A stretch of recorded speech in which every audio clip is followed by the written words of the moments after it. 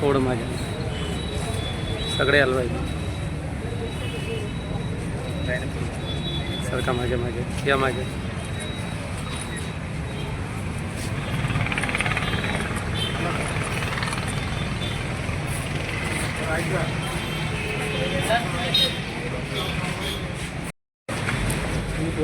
थांबा.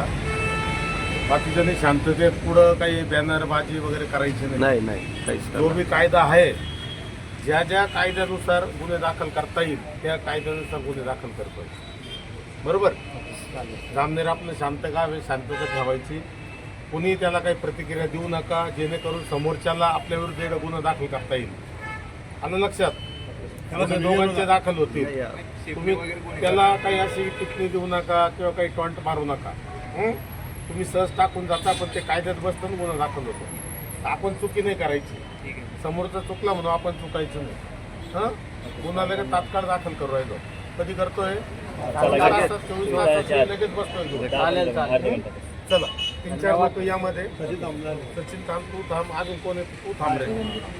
ज्याला थोडीशी माहिती द्यायची. आता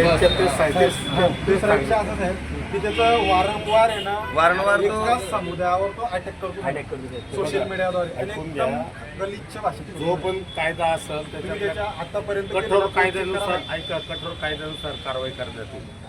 परंतु तुम्ही कुठली त्याला रिप्लाय देऊन स्वतः आपण कायद्याच्या चौकटी सापडा असं काही कृत्य करू नका.